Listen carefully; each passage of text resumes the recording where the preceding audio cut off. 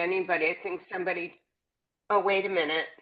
So I I don't- forgot to start the record button. This is the Writer's Oh, Daily Dive Friday read, and Susanna just read a piece from the memoir she's working on, and we're commenting on that. And we meet every weekday from 1 to 2 on Zoom, and on Fridays we read. And sometimes I remember to record it. Sorry about that, Susanna. Anybody else have it's just so colorful, all the details of your stories yeah, and I the know, I just put that together today. And good. they're like 4 or 5 stories together in one. I need to separate them and maybe expound on them. But yeah, But and thanks for, just remember you're moving yeah, forward with your sketches, so that's really yeah. something. That Thanks for is listening, everybody. Mm, thank you for sharing. That was really fascinating. And as always, I think Kara's suggestions are really spot on about, you know, how to keep going with it and make it richer and more colorful. Do you know how long it took me to realize in my writing group at the writer's studio that my brain is going like this and that I had to literally force myself to stay in the consecutive moment.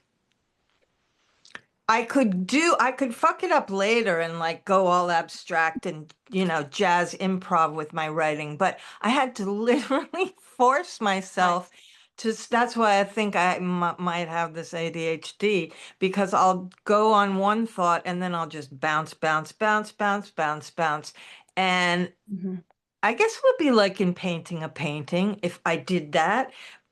The idea is to keep coming back to that scene, using that visual as a grounding, or even working from photographs.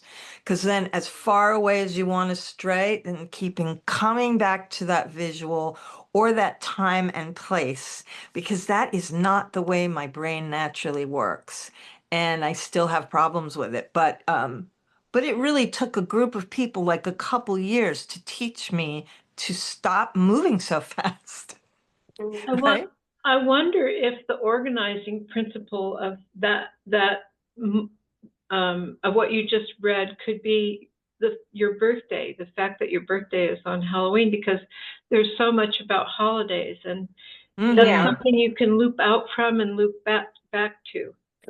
But what is Right. it? But that's a great thematic thing. But what is the concrete thing that she can use as a touchstone to keep coming back to a place that you can see?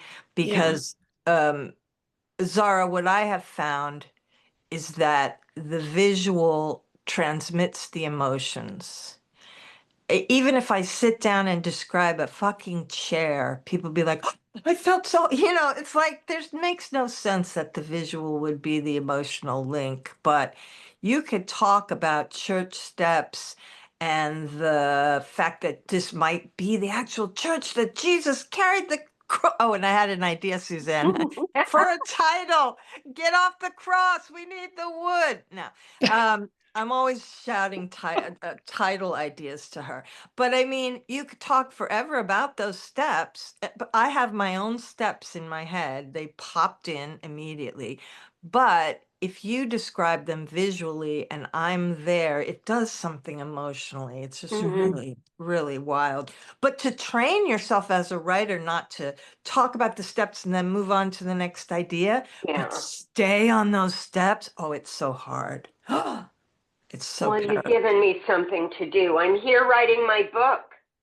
Yeah, that's Yes, my, you yeah. are. You can go to the steps. Yeah, I've got to find the church now. Yeah, Mhm. that's awesome. That's Can awesome.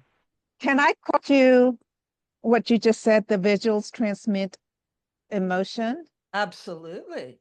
You can Uh, quote me and at me all and you and want. and it's exactly what I'm writing right now about. I'm writing about nostalgia in pictures. Mm. Awesome. And I go into the psychology and all that kind of stuff, but I'm trying to do it more story-like. And I'm new to writing, so but That's it'll great. come out however it comes out. I don't expect anything perfect, but Maybe next Friday you can bring some of it and yes, Mhm. yeah, I mean, it's incredible what the visual does. yeah, Mhm. yeah. Mm. It helps a lot, but I like what you said. You know what, And maybe what we can do next Friday is I'll bring in a photograph and we can spend 10 minutes. That's a great exercise. You cannot leave the photo. Well, you can leave the photograph because your mind's going to wander, but whenever you're thinking, what should I write next? You have to go back to the photograph. It's a really interesting Mhm. exercise mm, because there's so much in there. Mhm. There's endless amounts. All right. Yeah, Who is next? Nina, speaking of visuals. Oh, okay. Yeah, I'll just add that in poetry, there's something called ekphrastic poetry, where you write something inspired by a work of art, like a painting. So basically, or a picture. And I find it a wonderful tool when I don't know what to write about, or I just need to just change it up. I'll just grab a picture and stay with it. And it's very great writing exercise, because what comes out is not at all really reflected. It's sort of an unconscious expression. So it's Yeah, worth doing. I do it a lot just as like warm-ups, like pianists play, scales. right. I'm happy to read a poem, and I think I'm going to choose one, and I don't want to preface it too much, but I will say, well, there's two. I think I'm going to choose one that's in a very rough form. So I'm open to all kinds of feedback. So you can be blunt, because this is a very drafty poem. But it's for my Drafty. Does draft. that mean there's a lot of space in between things? No, seriously, because we were talking about winds the other day with Rochelle and how I mean, that's Oh so yeah. cool. Drafty. Oh no. Well, it doesn't really have winds, but I mean, it has space for improvement. Is that what drafty means? Is this a term That's that what. poets use when No, they? no. I'm just using it liberally like that. I But like it. I like it. yeah. So so here it is. Oh, what I want to do for you is, because some people like to read, I am going to put it in the chat if I can. Okay. I'm going to try. Sometimes I'm successful. And here we go. You should be receiving it shortly in Okay. case you want to read it at the same time. So here I go. Okay. Bikini girls at Horseneck Beach. We drive the borrowed red VW Bug to the beach, where someone photographs us with a brownie camera. One picture, two ethnic girls, one Italian, the other Portuguese, French Canadian, and an eighth of Irish. We stand in adolescent innocence, virgins in unfilled bikinis which droop over lank limbs too brown from baby oil tanning. Hmm. Long black hair flattened by rolling it over empty cans as curlers, then ironing it. Friends since infancy. The photo predicted nothing but the inevitability that bodies change now a half century later, bikinis overflow if we dare wear them. One winters on beaches in Fort Lauderdale wears one. She's a dental hygienist, wife, mother, biker, kickboxing teacher, bodybuilder. She wears it swell. The other, oh well, just okay. She's bisexual, a doctor, single, sailor, skier, gardener, and poet who last wore one in Kauai with her trans lover. Hmm. What a sad sight now, restless and fretful for the short futures that lie ahead. The past is exhausted, the present but a tense of holding ourselves fretfully alive. If you had said, "You young gals look hot in your bikinis," we'd have half denied it. Oh, I love this one. Can I read it back to you? Please do. Thank you. Bikini girls at Horseneck Beach. We drive the borrowed red VW Bug to the beach, where someone photographs us with a brownie camera. One picture, two ethnic girls, one Italian, the other Portuguese, French Canadian, and an eighth of Irish. We stand in adolescent innocence, virgins in unfilled bikinis which droop over lank limbs too brown from baby oil tanning. Long black hair flattened by rolling it over empty cans as curlers, then ironing it. Friends since infancy. The photo predicted nothing but the inevitability that bodies change. Now, half a century later, bikinis overflow if we dare wear them. One winters on beaches in Fort Lauderdale wears one. She's a dental hygienist, wife, mother, biker, kickboxing teacher, bodybuilder. She wears it swell. The other, oh well, just okay.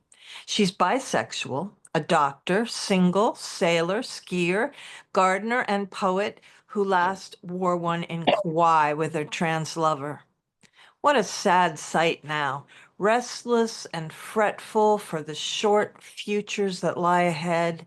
The past is exhausted, the present but a tense of holding ourselves fretfully alive. If you had said, you young gals look hot in your bikinis, we'd have half denied it. Now, the first thing I notice is fretful and fretfully.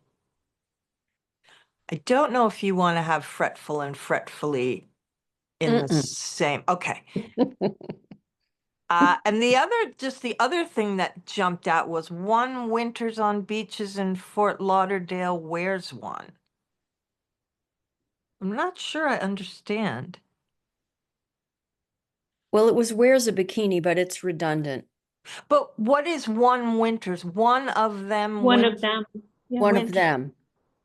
Yeah, I'm not sure why that suddenly was so different than the rest. Okay. It could be she. Yeah, I think keep it simple. But this speaking of visuals holding emotions, I'm really in love with them standing there, their ethnicity. I'm in love with virgins in unfilled bikinis, which droop over lank limbs too brown from baby oil. Maybe tanning from baby oil, maybe. I don't know. And then these details of flattening and curling the hair and then flattening it and I'm also quite in love with the photo predicted nothing but the inevitability that bodies change. I just love that. Yeah, anybody else? Let me see if I can think of any questions to ask you. But as for it being drafty, it doesn't feel that drafty. No, it doesn't. It feels quite tight to me. I love the pacing and the inward looking. I mean, those repetitions of words I didn't find objectionable. There one winters in Fort Lauderdale, is that what that says? Yeah. Mhm. And then that line ends with the same word one. And that echo got my attention, but I don't find it objectionable. And what else did I want to say?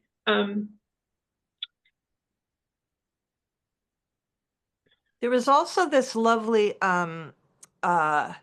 if I was kind of brought out by the fretting, but oh, that was the other thing. What a sad sight now. I mean, you said she wears it swell and the other just okay. That doesn't seem like a sad sight. And it seems like kind of an overview sentence that is coloring, like the details are better than the overview. So I don't think it is a sad sight really, but I loved restless, for the short futures that lie ahead. The past is exhausted, the present but a tense of holding ourselves fretfully alive. I adore that. That's why the first fretful kind of ruined the second one for me. So that's all. I really love the second part. Sorry to very- interject, Rochelle. No, you're very good at this. Yes, thank you. Thank you Yeah. both.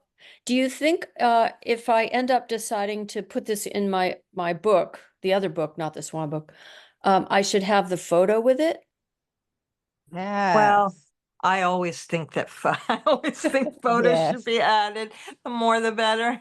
Yeah, I think Yes. it is kind of cute because we really personify everything I said. We're standing there and, the bikinis are little old, How fun would it be to read the poem and then there's a picture of something, and then like five Sure. poems later, this photo, and you'd be like, oh my God, it would be so Yeah. nice if it was staggered Okay. that way. Sure. Well, thank you. Anybody else have questions, thoughts, memories? I just want to say one thing since we're kind of on the topic of the power of the photograph. When I was in Austin visiting my friend, camera lucida came up, and Oh, we revisited some lines from that, and the concept that I never really got the first several times around. But if you read Roland Barthes on I don't remember where I put the quote, but we I'll read find it. this in photography class so long ago. Ah, amazing. He calls that power punctum. It's the power to pierce us. Punctum? Yes, punctum, and the photographs have this mysterious power, and they do. They slay us. They penetrate us in some way. Mhm. So anyway.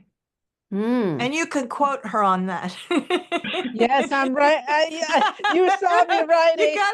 You gotta add us but Photographs have this. Oh, you just lost. Okay. The Have this power to pierce us. Okay. Photographs have this power. Okay, the power to pierce us. Yeah. It's a And the very book- mysterious power. Mm. What? Rochelle, make sure the spelling is right. Williams.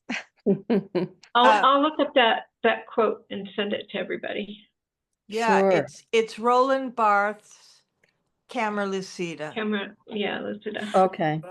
And Roland Barthes, Barthes, right? Yep. You're gonna love reading him if you haven't read him. He's so out there and wonderful. Well,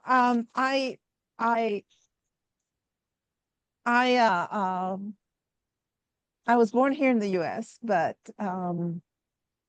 at age 12, my mom died. She was Mexican. And so I ended up in Mexico with my Mexican grandparents. So that's Oh. where I continue my education and my college. So a lot of, and it's totally different from Yeah. how it's done in the US. So I'm not, when I left, I was watching Scooby-Dooby-Doo. Yeah, Yes. and I come back, so I miss a lot of the references and what you should read and all that kind of Right, stuff. right. Because I did keep up because my grandmother made me. I hated it at the time, but she made me translate like Shakespeare to Spanish and do things like that. So I would keep my So English. your parents were in a mixed marriage, so you were doing English and Spanish, and both sides wanted you to Oh, keep the I grew up bilingual. yeah. I don't have to think. It's just it's an automatic switch. Like Yeah. Mhm. someone Cool. says a word in Spanish, I can automatically switch. If someone says in English, I automatically switch back. So it's automatic. It's cool. Mm. That's Yeah. wonderful. I was thinking that he called it punkt because in German, punkt is the boom. It means the period at the end of the sentence, but it's a point. So punkt, And what is the end of that word? Punctum. Punctum. Punctum. So Yeah. he must be taking it from the Latin, German. Yeah. In Spanish, it would be punto. Punto. Ah, Punto. perfect. And in P-U-N-T-O. French, simply point. In French, what? Point. Point. P-O-I-N-T. So can When? we hear something from you, Zara? No, not today. Oh, She's brand new. We Okay. gotta- I just started yesterday and I worked a little bit on my essay, which I'm going to include these things in my essay, my little Awesome. Awesome. writing, and hopefully I finish it this weekend. And Great. it's about time I finish. Good. And this is like, that's great because then you'll have this kind of little deadline, like next Friday, I'm supposed to bring something to read, you know. Yeah, I showed up even though I had nothing to read. No, you know, it's to great. show, but It's I said, perfect. okay, let me It's keep the totally thing going. fine. Let me- Exactly. Yeah, and since it's Exactly. reading, I was like, okay. And I was I'll hoping just you listen. would so that you would believe me that there's more than just Yeah. And can I just mention something on the previous reading, on Nina's reading? It reminded me of in Mexico, they have what this it originated with the nuns, but this kind of like eggnog, but it's slightly different. It's called rompope, and it's an egg base. It's kind of like eggnog, but Oh, you mean what Susanna was reading? yeah, Yeah, yes, yeah. sorry. So yeah. It's rompope. Ron is rum, Mhm. pope. I don't know, but it's originated with nuns, and it's more light alcohol. So they even give it to children, you know, in like in celebration. So I've Mhm. had rompope as So a good. child. It's so good. And then you go to bed early. That's the whole point, right? So that was those times, Yeah. times were different. I'm Oh, sure in yeah. Italy too. Yeah. Get the kids a little sleepy. Mhm. My dad was a doctor and he had a closet of pills. I'm not kidding. He had like with shelves. And my brother and I always joke, if Leona was here, she'd think it was funny because she's like, did your dad have stock in Robitussin? But he had these cases of doctor's samples of little Robitussin bottles. And whatever was wrong, we were crying, we broke our toe. He would go into the bathroom, unscrew this little Robitussin and just hand it to us and say, drink it. And we would. We go, the whole thing? Yes, the whole thing. And we'd be out. So, I know, Nina, it's just like so insane. Oh, my God. That's a story right there. I know It is. I know it is. It's so crazy. Drink it. Drink it. So Rochelle, did you pick out something to read? I did, although I'm really struggling with my memory. I feel like I read this the last time I was at a Friday reading, but it doesn't hurt to read it again, I guess. But is this the poem that was based on that specific repetition of words? No, right? That was something else. Oh no, that was the Pantoum. Right. Yeah. Oh, that was so gorgeous. This is called Housekeeping in the Apocalypse. Okay. Honest to God, I did try. All spring I watched for them and felt sick and sad when they didn't come. 25 years ago, this house was a swarm with every imaginable crawling thing and some that were unimaginable. The mild-mannered, bumbling, ghastly, prehistoric vinegaroon, for example. The first time I saw one of those, I thought radiation from the bomb test out there at Trinity had blown all the way down the basin and turned the poor creatures into something you'd see in a horror flick. Harmless once you get past the first shock of seeing them, they politely spray a vinegary liquid if startled, hence the name. But it's the spiders I want to talk about murdering, even after I swore I would do my best to hold the insect apocalypse at bay.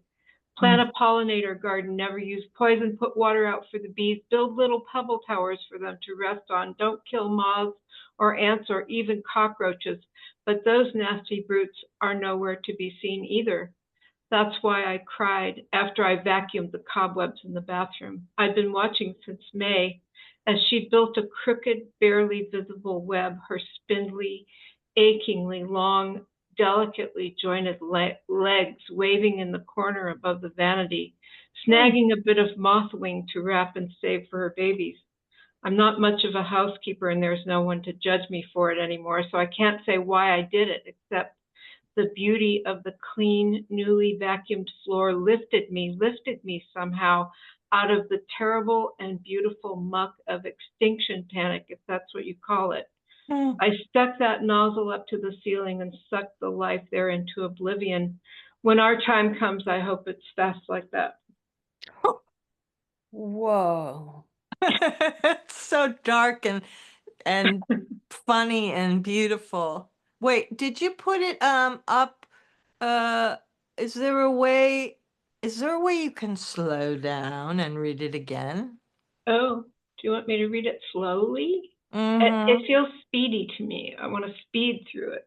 Yeah, I liked the speed. It gave it the apocalyptic feeling. It gave that energy. But I missed the whole name of the bug.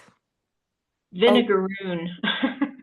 And really, Vinegaroon. they're unbelievable. If you've never seen one, it's just No. shocking. They're this big, and they look prehistoric and monstrous. What's it called? Vinegaroon. Okay. Ugh. I noticed some things in here that I wanted to change. The Well, adverbs. Can you read it again? Yeah. Okay. Ooh. Honest to God, I did try. All spring I watched for them and felt sick and sad when they didn't come. 25 years ago, this house was a swarm with every imaginable crawling thing and some that were unimaginable. The mild-mannered, bumbling, ghastly, prehistoric vinegaroon, for example. The first time I saw one, I thought radiation from the bomb test out there at Trinity had blown all the way down the basin and turned the poor creatures into something you'd see in a horror flick. Harmless once you get past the first shock of seeing them. They politely spray a vinegary liquid if startled, hence the name. But it's the spiders I want to talk about murdering, even after I swore I would do my best to hold the insect apocalypse at bay. Plant a pollinator garden, never use poison, put water out for the bees, build little pebble towers for them to rest on. Don't kill moths or ants or even cockroaches. But those nasty brutes are nowhere to be seen either. That's why I cried after I vacuumed the cobwebs in the bathroom. I'd been watching since May as she built a crooked, barely visible web, her spindly, achingly long, delicately jointed legs waving in the corner above the vanity, snagging a bit of moth wing to wrap and save for her baby. Whoa. I'm not much of a housekeeper, and there's no one to judge me for it anymore, so I can't say why I did it, except the beauty of the clean, newly vacuumed floor lifted me somehow, lifted me up out of the terrible and beautiful muck of extinction panic, if that's what you call it. I stuck that nozzle up to the ceiling and sucked the life there into oblivion. When our time comes, I hope it's fast like that. Yeah, that's quite something. Oh, powerful. Very powerful. There's a lot of visual, and as you were talking about the spindly legs, I was thinking, well, of course, she's putting all this emotion into, it's her emotion in describing the visual that, because they could just be long spider legs, but they're achingly long and fragile, and I can't believe you vacuumed her. And I do it too, but But one thing I don't understand is that if they're not, it's very sad because there are less and less insects. But if the spiders aren't coming, then why is she there? Is she the last sort of, Yes. is that why it's, okay. I might need to know that because you Yeah. say there aren't any and then there she is. Mhm. So, I mean, not to over explain, of course, but, Yeah. The surprise of having one to watch, I think, would be a good thing to add. yeah. And her web didn't do it for you? That didn't save her?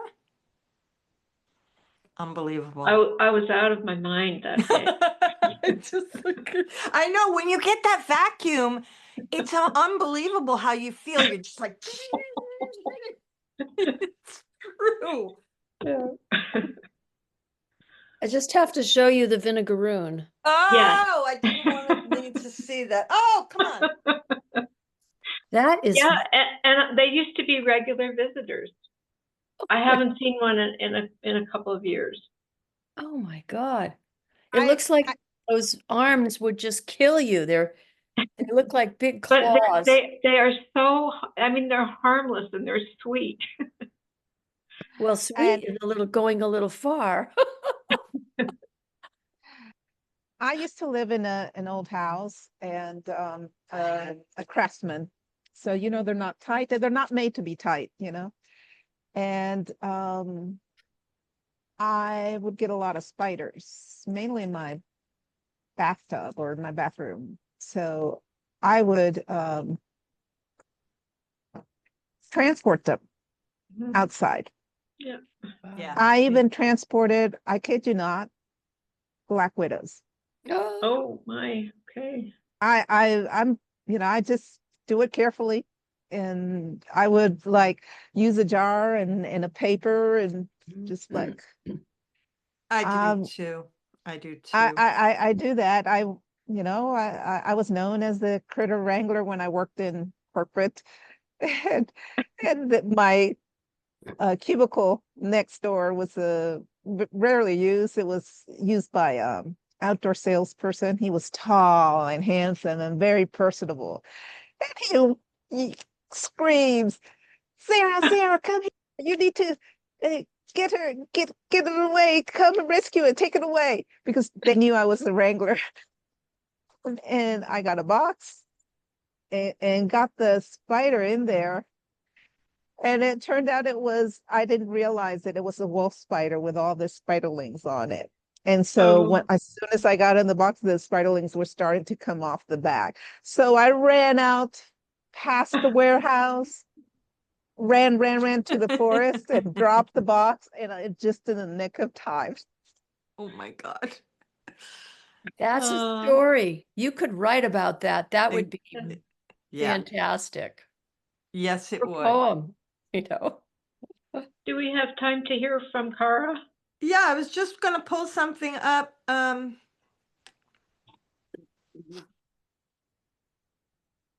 trying to go through these old chapters that were put together for other classes. And a lot of stuff goes together, but a lot of stuff doesn't.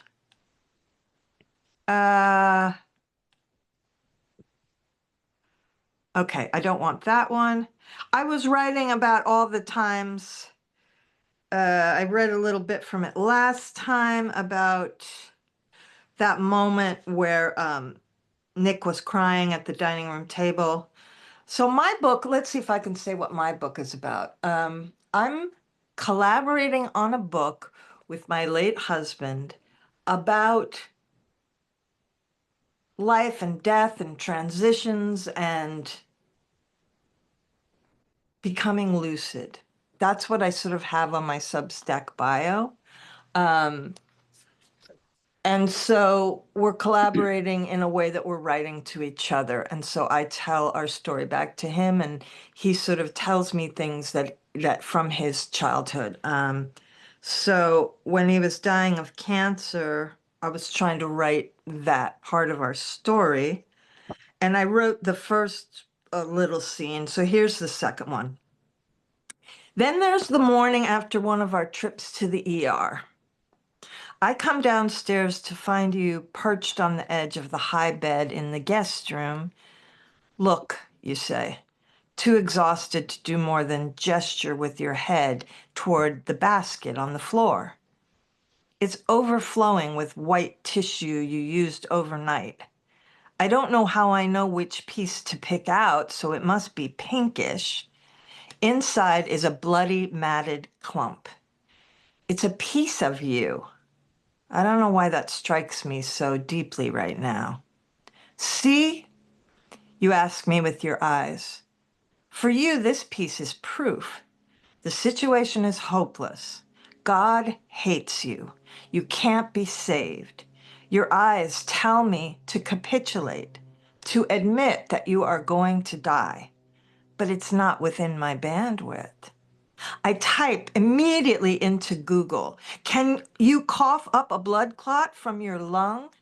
The answer is yes. That's where I see the image of the bloody double branch of bronchi that someone coughed up.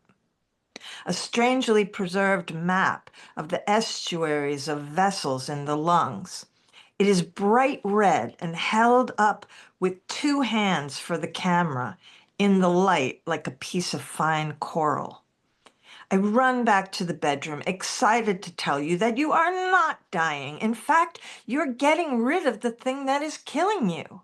You just coughed up the blood clot they found in your lung a few days ago. You are cleansing.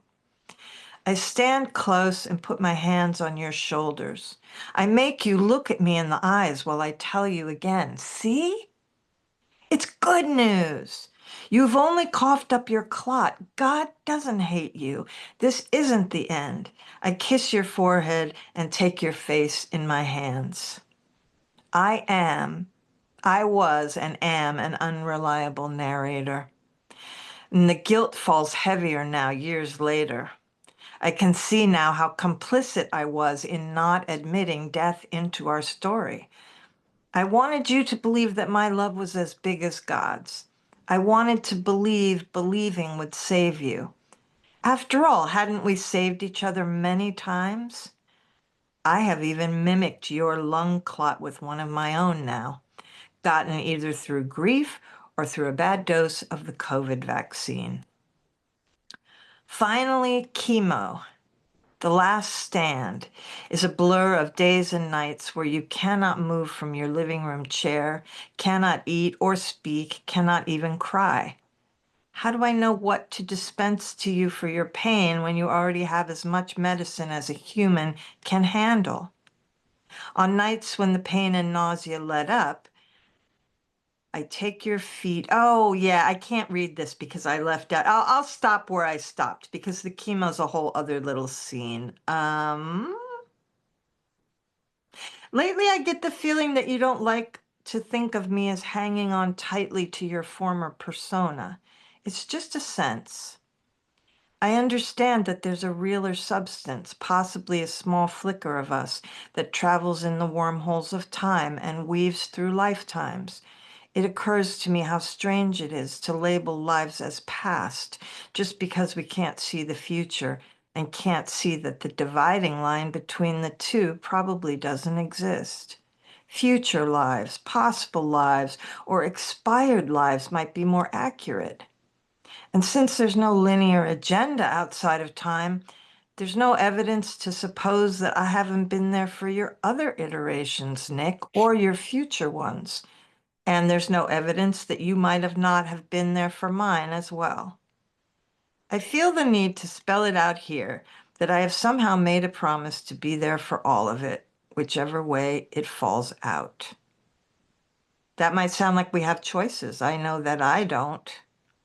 We are just messengers carrying this weighty love that still persists like the pilot light on the stove. It's the small grain of love that I'm growing into something bigger than both of us. Surprise me was your prayer. It's a leap from A into the unknown, and it's all we have. Why did no one explain this to me earlier? So I've been posting a few of those shorter things in notes on Substack. I'm trying to organize this, but you see how my brain just like, I just don't know why agents are not beating down your door. I don't know. oh, You know, Me either. really, I don't. Same, same. Yeah. well, send them over.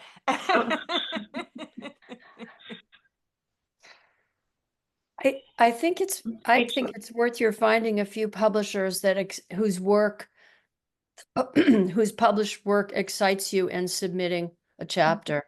Yeah. Just a chapter?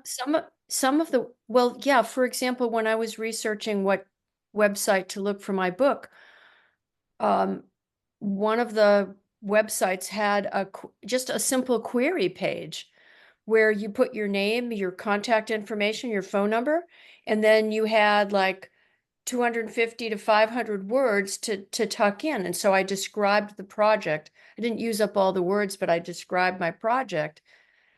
And so it gives them a chance to kind of see what you've got. Yeah. Do you know Brooke Warner? She writes press. Yes, you do. I think you were the one who told me to look her up last time, and I Yeah. loved what I saw. Yeah, send her a proposal or a query or something. I mean, that's where I would start, because she only publishes women, and she only publishes women memoirists. Okay. Yeah. Wow. I'm getting the pen out. Wow.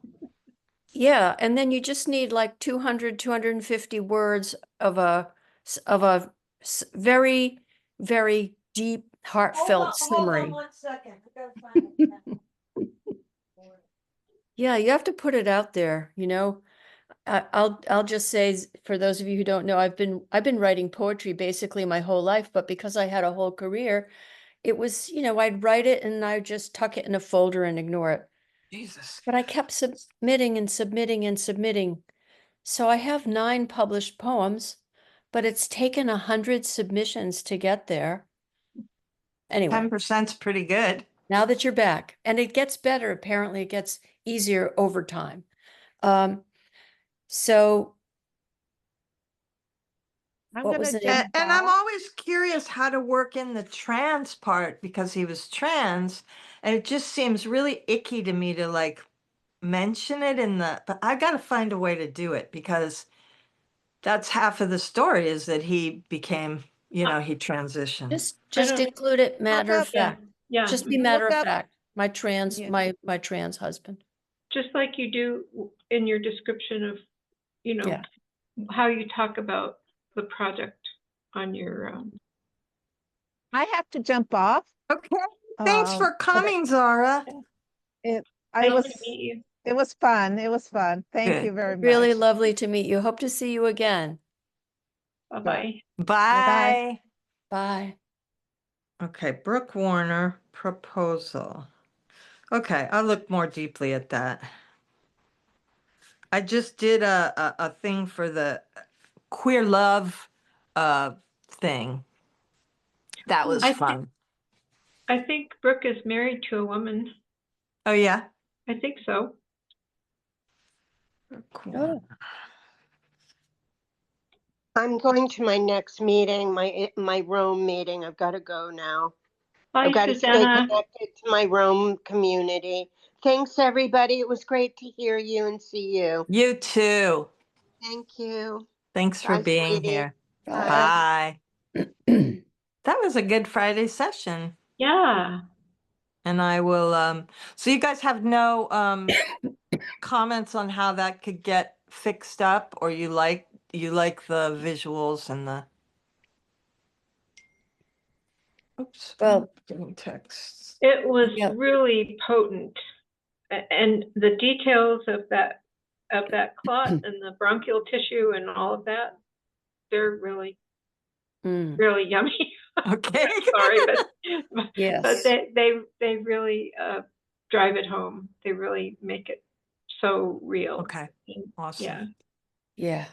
And the talk afterwards, this sort of abstract talk about future lifetimes. I often I don't know where to put those things. and sometimes I'll just put it in when I feel like I've earned it. Like, okay, now you get did. to do that. Yeah, no, you did. And I think they add a whole dimension, which adds a lot of depth and insight into who you are. Okay, You know, cool. you're not simply a writer telling the story. You're a very deep thinker and a deep you know, student of knowledge. And I think it's a way of introducing, I mean, you're describing Nick in those scenes, but when you introduce that, it gives us deep insight into who Nick's wife is, Okay. which is And valuable. who Nick is, and also into the very concept of, I mean, the people have been talking about this for as long as we've been human. What happens after death, and is that an impenetrable barrier? And I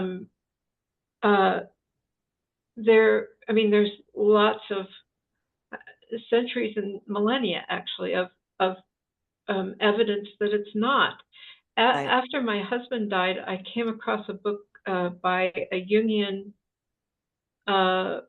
therapist who remained in communication with her daughter after her daughter was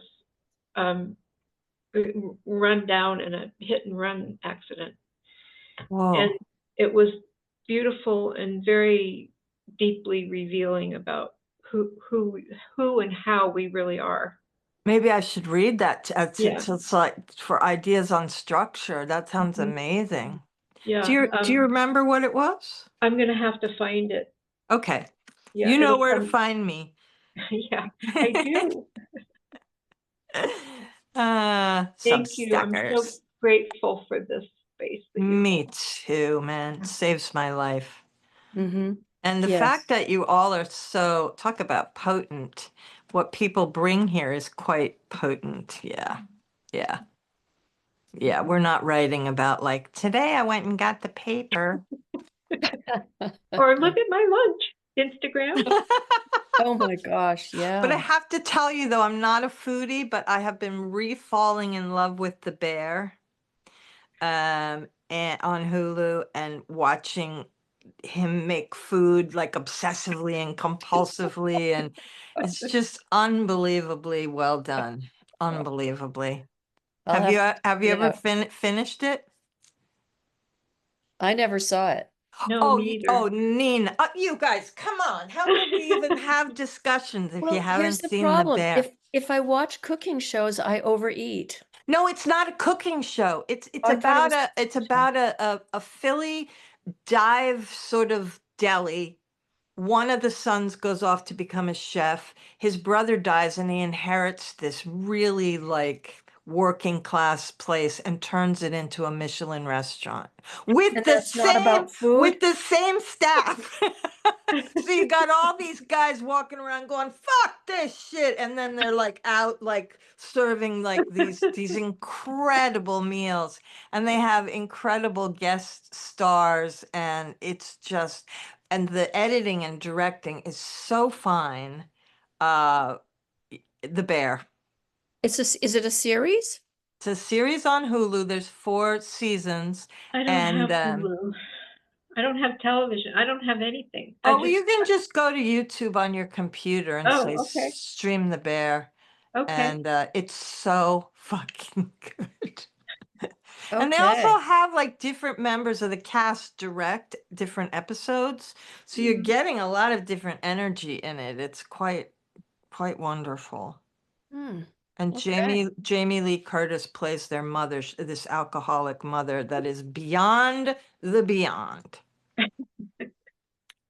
Okay. Okay, guys. So I expect on Monday you'll have watched 3 episodes. Okay. Have a great weekend, everybody. You Thank too. You too. Bye, guys. Bye.